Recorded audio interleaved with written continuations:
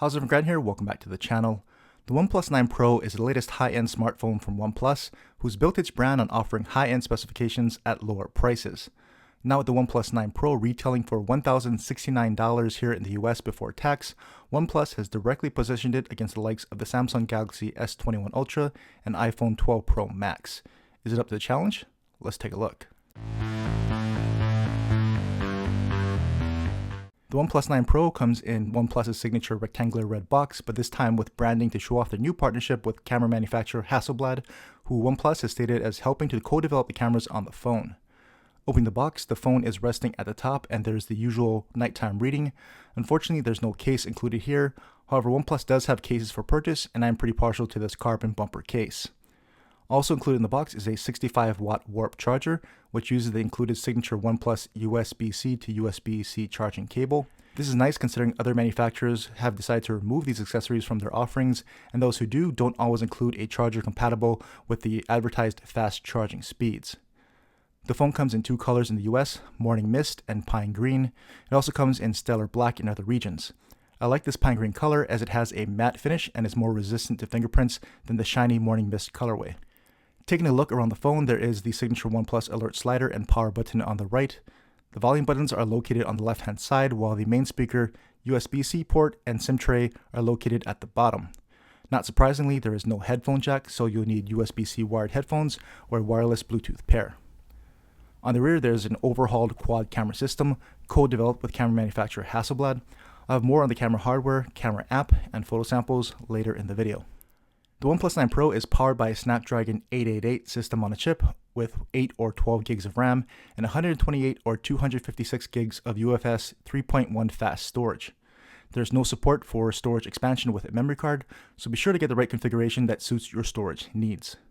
It also has a relatively large 4500 mAh battery that supports 65-watt fast charging with the included charger, 50-watt fast wireless charging with a proprietary charging stand sold separately, and also supports reverse wireless charging to charge other devices in a pinch. Now with that out of the way, let's take a look at the phone. First off, as expected, the in-display fingerprint scanner is very fast and responsive, much like previous OnePlus phones. You don't have to hold your finger in place as long as other phones before it unlocks. Similarly, the face unlock is also very fast. In fact, it's so fast that it makes it seem like there isn't any security enabled at all. But rest assured, keep it away from my face, you can see it trying to find it, and once I point it at my face, it unlocks. Out of the box, swiping right reveals the Google Discover feed. There's also minimal apps installed with the typical Google apps along with the OnePlus community and Switch apps. Taking a look at the storage, the system takes up 24 gigs with almost 28 gigs already used right out of the box. It comes installed with Android 11 along with the February security update and the familiar Android 11 Easter egg. There is also a sizable system update waiting with several fixes and enhancements, primarily focusing on improving the camera performance. I'll show you some samples with this update later in the video. The stock OnePlus launcher also comes with nice options and customizations, being able to swipe down from the home screen to access quick settings and notifications, double tapping the display to lock the phone, and using custom icon packs have become expected features, and OnePlus delivers without having to download a third-party launcher.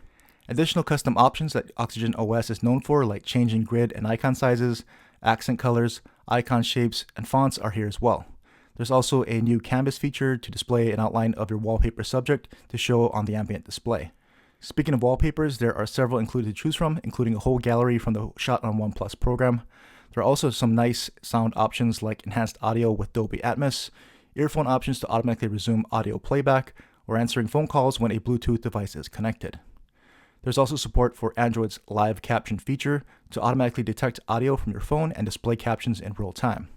The phone uses a 6.7-inch AMOLED display with Quad HD 1440p resolution and smooth 120Hz refresh rate. It has a max brightness of 1300 nits, which would definitely be bright enough in outdoor conditions.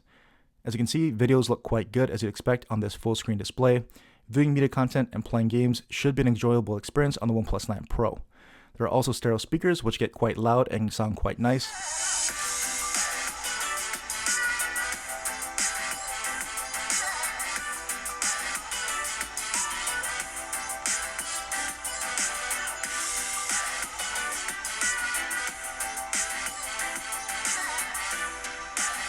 There are settings to adjust the screen calibration to suit your vision with granular control sliders for color temperature. There are also additional display settings to control further screen enhancements and effects while watching videos, like enhanced colors, frame rate, and resolution. There's also an ambient display with the option to always have it on, along with several different clock styles for you to choose from. Now, taking a look at my favorite part, the cameras. First, the stock OnePlus camera app has several different modes you'd expect from a smartphone camera, like portrait, nightscape, time-lapse, panorama, and slow motion. There's also a tilt shift mode where you may select an area of the photo to blur. You have the ability to adjust the width, angle, and intensity of the blur as well. It also has a Pro photo mode sporting the Hasselblad logo. Unfortunately, there doesn't appear to be a Pro video mode. There are typical camera settings to enable HDR, screen recognition, automatically enabling macro mode based on the proximity to a subject, and other typical settings you'd see on other camera apps. Taking a look at the hardware, the main camera uses the Sony IMX789 48 megapixel sensor at 23mm with an f/1.8 aperture, along with laser autofocus and optical image stabilization. The ultrawide camera uses the Sony IMX766 50 megapixel sensor at 14mm. It also has an 8 megapixel telephoto lens with a 3.3 times optical zoom, also with optical image stabilization, along with a 2 megapixel depth sensor. You can shoot up to 8K video along with 4K 120 frames per second video. The front camera uses a 16 megapixel sensor at f/2.4 aperture and can shoot up to 1080p 60 frames per second video. It's really a shame this can't shoot 4K video from the front facing camera. As you can see, the photos look quite good with nice detail as seen in my dog's fur, and not much oversaturation, which usually leads to a loss of detail, especially in the flower petals. Low light performance is respectable as well and doesn't seem to perform noticeably worse than other high-end phones, even in tough conditions. Night mode also doesn't look to be over aggressive as it can be on other phones, but that also means that it doesn't get as bright, which can be a good or bad thing depending on how you like to see your nighttime photos. I need to run my usual camera comparisons to see the direct differences, but that in itself is a compliment as I don't really see anything obviously bad about the initial camera samples here. So there you go, that's my unboxing, hands-on, and initial impressions of the OnePlus 9 Pro. I'll have more in-depth camera comparisons coming up, so let me know if you have any requests for those. Also, other questions, leave them in a comment and I'll do my best to answer as many as I can. And as always, thanks for watching.